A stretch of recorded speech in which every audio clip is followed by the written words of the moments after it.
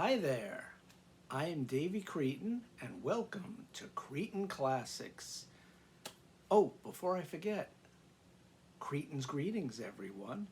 It's the holiday season, it's late in the year, so whether you celebrate Christmas, Hanukkah, Kwanzaa, New Year's, Festivus even, happy holidays everyone. Merry Christmas, Happy New Year. We're here today to talk about the Canadian power trio Triumph. Triumph came on the scene in the mid-70s. Three members of the band, Gil Moore, who was always the band leader, on drums, percussion, lead vocals, backing vocals, and he ruled the band with an iron fist. He was the iron-fisted ruler of the band. On bass, keyboards, and production, and of course, mustache, Mr. Mike Levine. And rounding out the trio, on guitars, all kinds of stringed instruments, some keyboards occasionally, great feathered hair, and amazing vocals and backing vocals, songwriting skills, Mr. Rik Emmett. Rik Emmett, by the way, I have some visual aids here today. Rik Emmett has a brand new biography, autobiography I should say, Lay It on the Line by Rik Emmett. It's all about his time in Triumph, growing up in Canada, his life after Triumph, so it's a very interesting read. Thanks to my great girlfriend Tia, who got it for me for a birthday, Christmas type gift, end of the year gift. So, Rik Emmett's new autobiography. Getting back to the band. So the band released their debut album in 1976, but it only came out in Canada. When the second album came out in America, it was actually about half the first album and half the second album. But now that they've remastered and gotten back the rights to all their CDs, all their albums, it's now in the official Canadian order. So that's what we're going to go by today. There are 10 studio albums by this great power trio from Canada, and I'm going to rank the studio albums of Triumph. Coming in at number 10, one that I don't seem to have right now, I have it somewhere, but I don't have it to show, unfortunately, is their last studio album from 1992. Came out in October 1992. It's called Edge of Excess, and that's my number 10 album. Unfortunately, Rik Emmett had left the band by this time, so it's Gil Moore on drums and all vocals, Mike Levine on bass, and on guitars, Phil X, who's now known for the last decade playing with Bon Jovi. He took over after Richie Sambora left, was fired, whatever happened. Who knows, with all these egos and rock stars, money, it's whatever. But Phil X, who's now known for playing in Bon Jovi's band, actually was on the last Triumph record in 1992. So Edge of Excess, it's a decent album. It's basically a hard rock album, couple of ballads. Like I said, Moore sings everything. And it's kind of indistinguishable from the pack. It's a good record, it's decent, it's just not essential in their catalog. So that's why it's number 10 from 1982, Edge of Excess.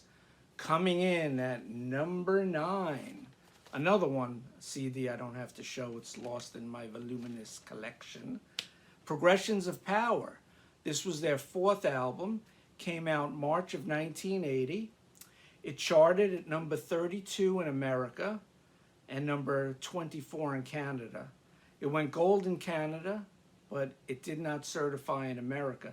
By the way, I neglected to say that Edge of Excess didn't chart in America or Canada, and definitely not certified. So it was on a very small label, so kind of sank without a trace, unfortunately. Getting back to Progressions of Power, this is a very Gil Moore-centric album. He sings the bulk of the tracks, and I don't think personally that the Rik Emmett songs are up to snuff from his usual fare. The songs that I like from this record, it's a good record, it's better than Edge of Excess, but it's not top tier Triumph. My favorite songs from the album, the opening track, I Live for the Weekend, is a great opener. It's a barn burner of a tune. The next song has a little more commercial potential. I Can Survive, sung by Mr. Gilmore. Very good song. And I guess the best Rik Emmett track from the album, it's a deep track, is called In the Night. And the last song I'd like to highlight from Progressions of Power, the Caveman Stomp of Nature's Child. Pretty good heavy rock song. So that is Progressions of Power, their fourth album, coming in at number 9. Number 9, number 9, number 9. And that's from March of 1980. Coming in at number 8, and I have a visual aid for this one. It's their debut album. This is the redone cover, and it's titled In the Beginning now. You can see it on the bottom. Get the glare out of there. In the Beginning was originally just called Triumph. Came out in 1976. There are the guys. So much daylight streaming through the windows. There they are. Rik Emmett standing. There's Mike Levine with the dark hair. And I'm pretty sure that's Gilmore on the phone. Yes, they're in the recording studio. So this was their debut album. It's coming in at number 8 for me. Came out October of 1976. This did not chart, but it did eventually go gold in Canada, probably on the strength of all their forthcoming records. Debut album, they came out of the gate fully formed with their hard rock attack, mixed with some progressive elements, basically brought in by Mr. Emmett on guitar and vocals. Like I said, this album didn't come out in the US until after their second album was out in Canada, and then that US release was half of the first album, half of the second album. There are some really good songs on this record. The opener, 24 Hours a Day, starts out with a minute brief vocal intro by Rik Emmett, and then Gilmore takes over singing the song. The second song, Be My Lover, has some talk box on it. Guess that was all the rage in '76 because of Preta Frampton, some other people like Joe Perry and Aerosmith. So there's some interest. I was surprised to hear that. Oh, I haven't heard this record in a while. Talk box, wow. Pretty cool. Be My Lover, good song, second track. Also Street Fighter and Street Fighter Reprise, another good hard rock song. And then the album ends with a near 9-minute epic by Rik Emmett, Blinding Light Show, Moonchild. And this is like a prog epic by Emmett, and it's the masterpiece on the record. Best song on the record, hands down. So that is my number 8, the debut album from Triumph, either called Triumph or In the Beginning. Number 8. Coming in at number 7, their second album. I have a visual aid. Rock and Roll Machine. And this is the original Canadian cover. Those of you who might have it on vinyl would have the different cover with the guitar. This is a very good album, Rock and Roll Machine. The second album came out November 1977. It charted in America at number 182, and it did a lot better in Canada. It charted at number 19. And somehow, I don't know if this is a mistake or not, it's actually double platinum in Canada. So it sold very well there. And I would say that Rock and Roll Machine is a slight improvement over the debut. They're getting more self-assured and stronger in their songwriting and playing skills with each passing album. And Rock and Roll Machine is no slouch in that department. Gilmore, again, because it's his band basically, sings 5 out of the 8 songs. And I like the Gilmore songs better on this album than on the debut album. Highlights for me, the opener, Takes Time, very good song. Bringing It On Home with some excellent Rik Emmett vocals, another great song. The City is an epic workout by Mr. Emmett. It's a 9-minute track. The City, very good song. And my new pal, Tom Jennings, who I've done some shows with on the Rock Show Critique channel, he's a big fan of this song, so shout out to Tom Jennings. And I should say that Joey from the Rock Show Critique channel He's a big fan of Takes Time, the first song on this record, the opening track. And of course, to end the album, any Triumph fan worth his or her salt knows Rock and Roll Machine, the title track. Great Gilmour vocal on that song, and the guitar playing by Emmett, off the charts. Amazing song, Rock and Roll Machine. It's on their greatest hits, and they always play it live in concert. So that is my number 8, Rock and Roll Machine, faster than you've ever seen. Coming in at number, oh, sorry, that's my number 7. Messed up my count, I apologize. Coming in at number 6, from 1983, their 6th album, Never Surrender.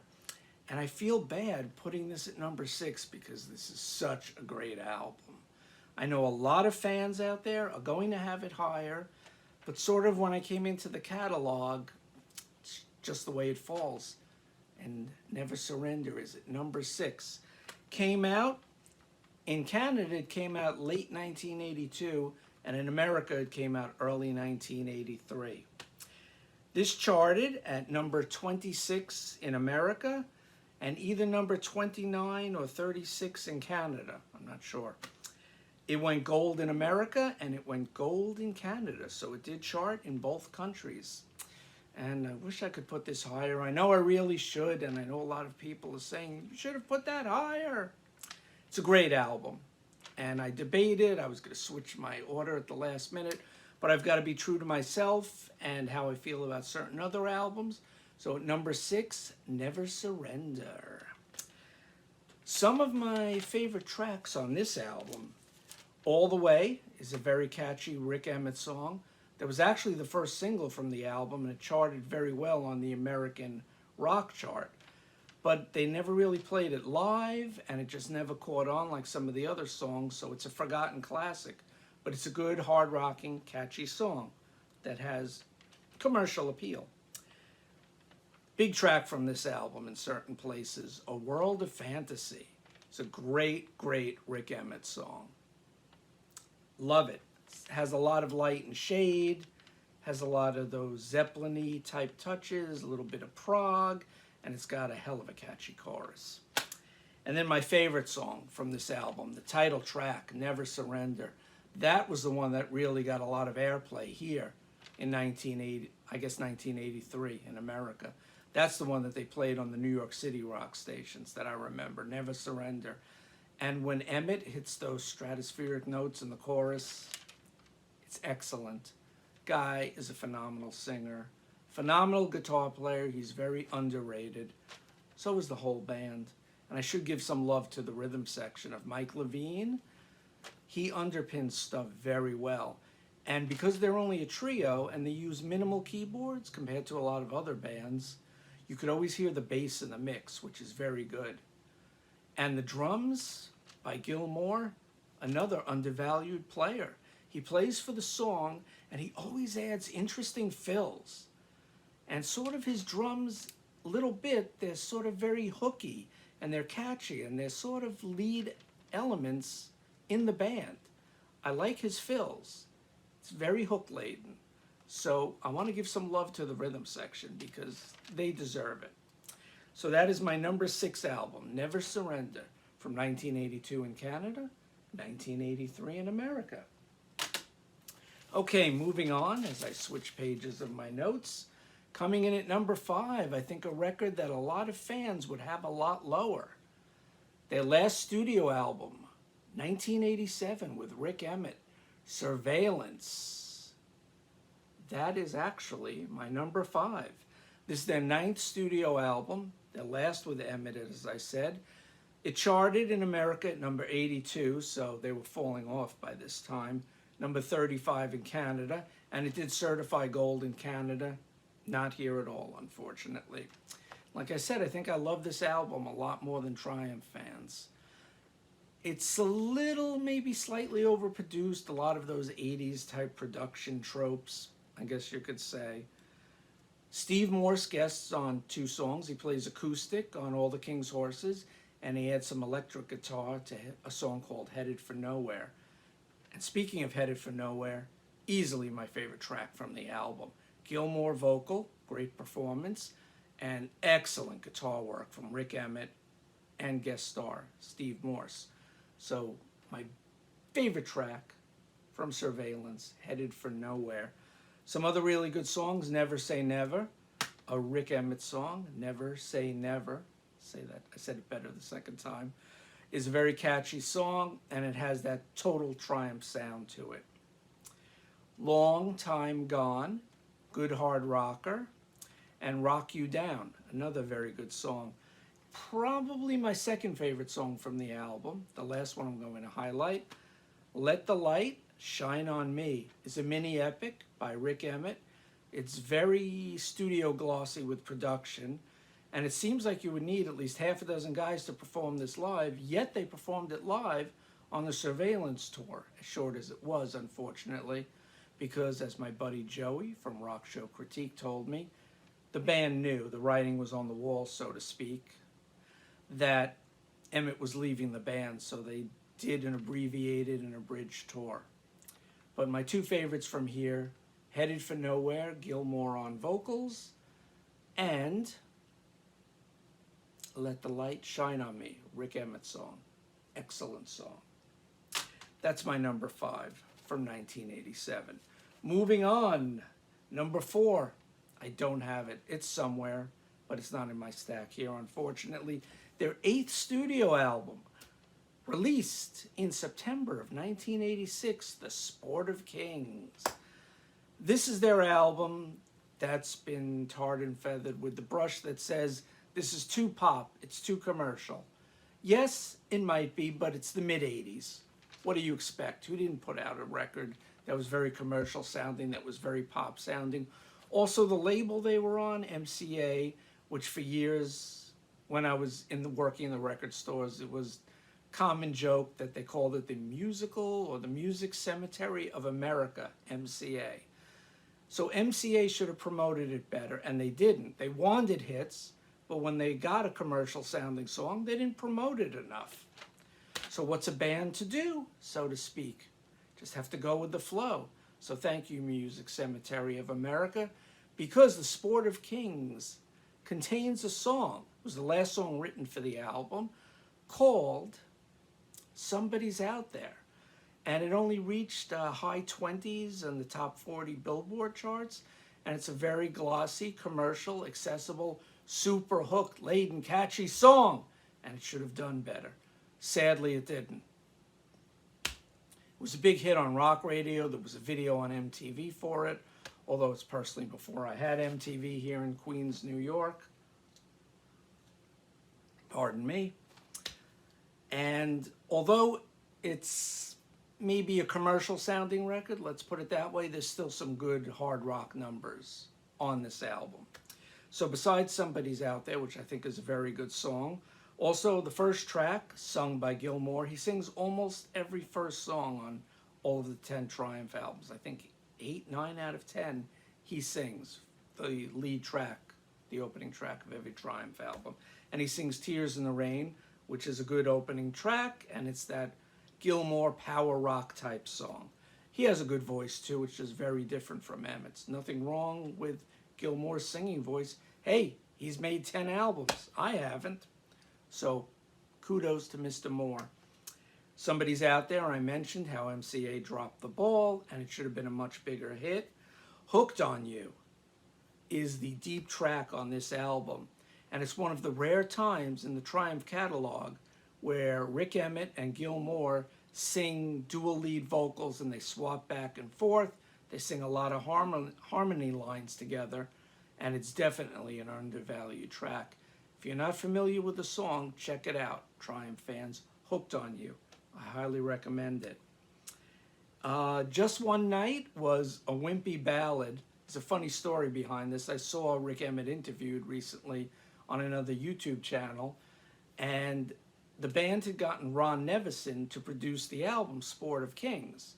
And Ron Nevison took Rik Emmett aside and he said, I got this great song I want you to sing.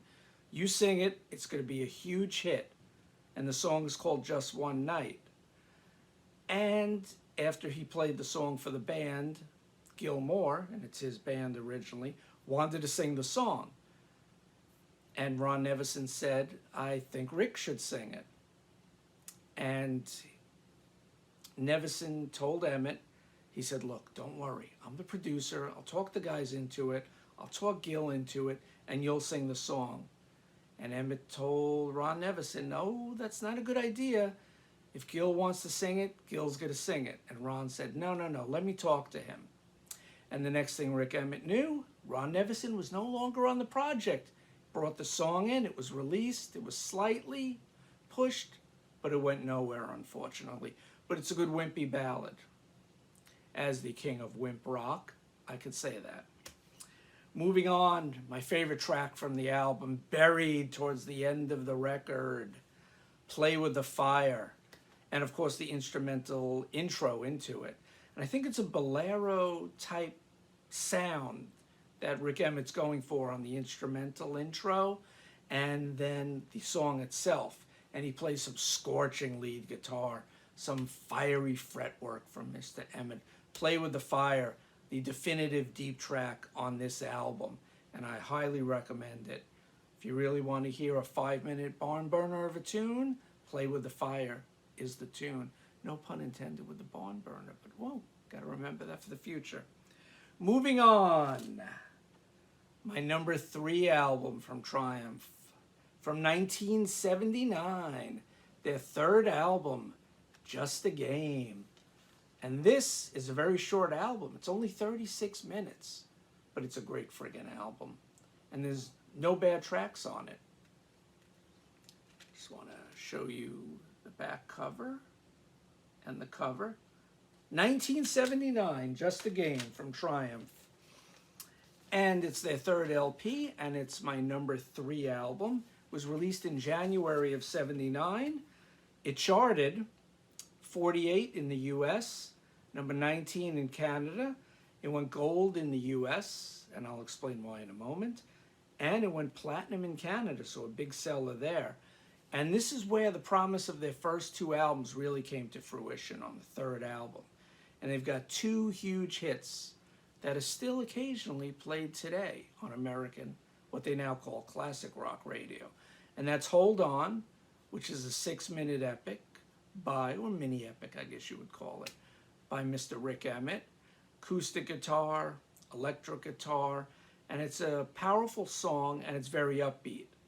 Just fight and survive the odds. Just, you gotta stick to it. The positive message in Triumph's music is one of the things that I love about them, so I do want to add that. And another big hit, or the other big hit from this album, Lay It on the Line, another Rik Emmett song where he just goes off on guitar and vocals, and between those 2 songs, Lay It on the Line and Hold On, that's why this record is a huge seller. But there are really no bad tracks on it. I should highlight the title track, Just a Game, another 6-minute plus song. Rik Emmett, he brought great songs into this album. A lot better than his stuff on the first 2 records. Like I said, they were growing with each album. And they were becoming more self-assured, and this album shows it. So there are 3 6-minute songs, the Emmett tracks, Hold On, Lay It on the Line, and Just a Game. 6 minutes each, 18 minutes, 36-minute album, you do the math. Also, Gilmore has some really good songs on this album. Moving on, and American Girls. American Girls, good hard rock track. So that is my number 3 album from 1979, Just a Game. Coming in at number 2, and I think a lot of fans may have this as their number 1 Triumph album. But the way the cookie crumbles, I have it at number 2 from 1981, Allied Forces. This album, this is the one that broke them in America. This is the one that made them a huge stadium or arena touring act, because Triumph were always known for their live shows.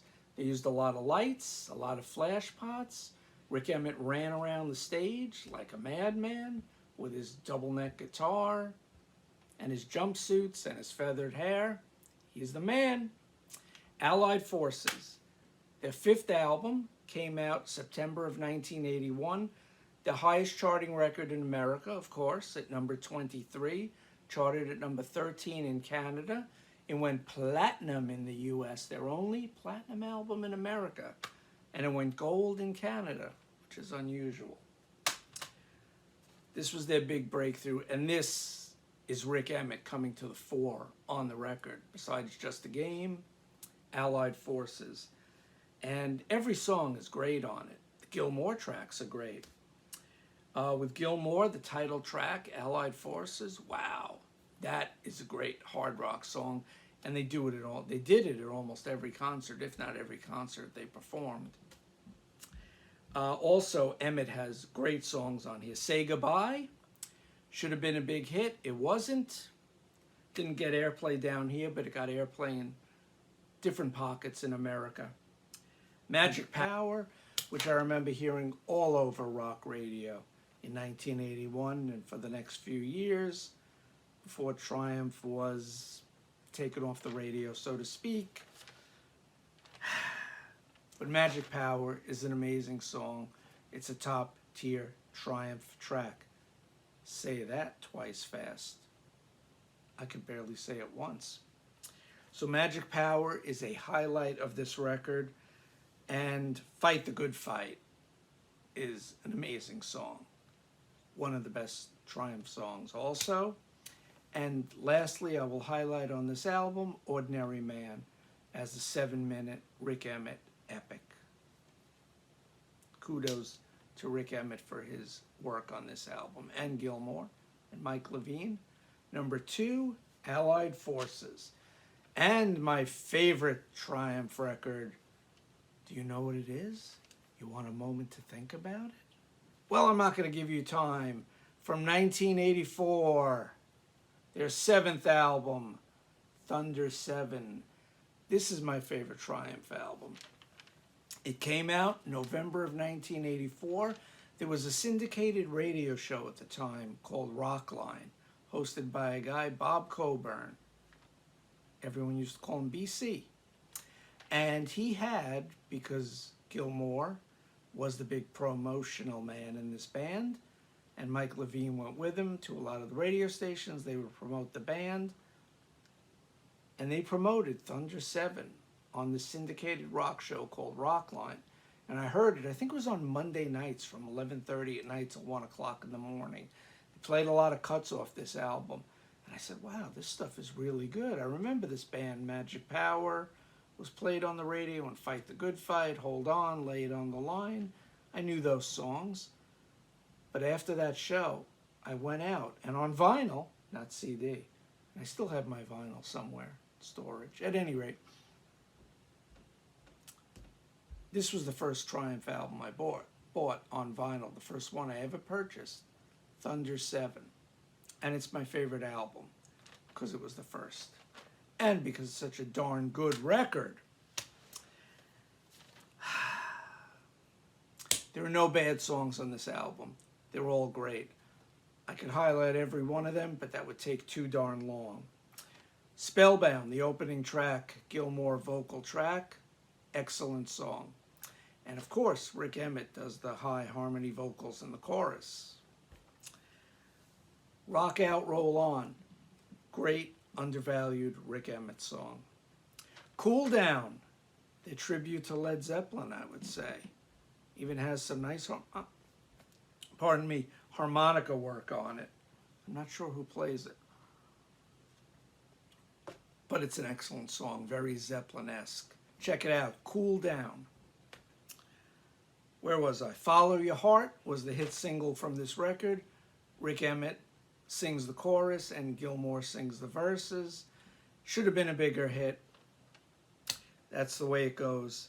By the way, this is their 7th album. Thunder 7 is their 7th album. And it charted in America at number 35, number 37 in Canada. It went gold in America. And Thunder 7, platinum album in Canada. I'm sure some of these records have sold more than gold and platinum, or some of the gold ones should be platinum. When was the last time this catalog was certified with the RIAA? Probably not for a long, long time, because you have to pay them to certify. Ridiculous. Some more songs on side 2. One of my favorite Triumph songs, Time Goes By. Excellent song. And the solo by Rik Emmett, one of his greatest solos of all time. And there's a whole little suite of songs, I guess you'd call it. And the next one is an acoustic guitar piece, Midsummer's Dream. Nice playing by Emmett, which goes into Time Canon, which is all Rik Emmett on vocals. While Gilmour and Mike Levine were meeting with record companies, trying to get a new deal for the band, Emmett was going crazy in the studio. And he did all the vocals on this a cappella track, Time Canon himself. It sounds like it's not Rik Emmett. It sounds like it could be Gilmour in there, but no, it's all Rik Emmett. And that goes into another underrated song in the Triumph catalog, Killing Time. And it's another one of those rare tracks where Gilmour and Rik Emmett both sing, duet, they switch verses, but on that third verse, the last verse, they switch lines. And I feel that that part of the song is one of the highlights in the Triumph catalog. Killing Time. Check it out. It's on side 2 of Thunder 7. The album ends with a great Rik Emmett instrumental, and there's not a bad track on there. And some of the notes he hits in the penultimate track, Stranger in a Strange Land, there's one part you think he's at his highest register, and then he just goes up right towards the end of the song. It's like, how does this guy do that? I wish I could sing that well, but alas, it's not to be. So that is my number 1, my favorite Triumph album, Thunder 7 from 1984. Just fast, before I finish, just want to show you a couple of other things. In the first part, I did show the new Rik Emmett autobiography, Lay It on the Line. Rik Emmett, about his times in Triumph, before that, after that. Interesting read. And some other things I have to show on CD. Their double live album, originally on vinyl, Stages, which has 2 unreleased studio tracks on it. Mind Games, which is a good song that Gilmour sings, and Empty Inside, which is another good Rik Emmett track. So it's a hard rockin' live album, Stages. Live at the US Festival, 1983. Triumph played one of their biggest shows, the Outdoor Festival, California, the US Festival. And this is a CD and a DVD too. CD, DVD. And lastly, Triumph Greatest Hits. Another double set that contains a CD and a DVD.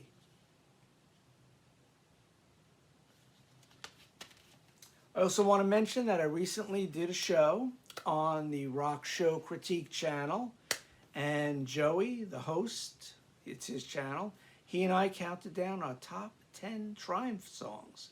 So if you want to see all the songs I highlighted, which actually are my top 10, you could go to Rock Show Critique and check out our top 10 Triumph songs. I am Davey Cretin. Thank you for watching.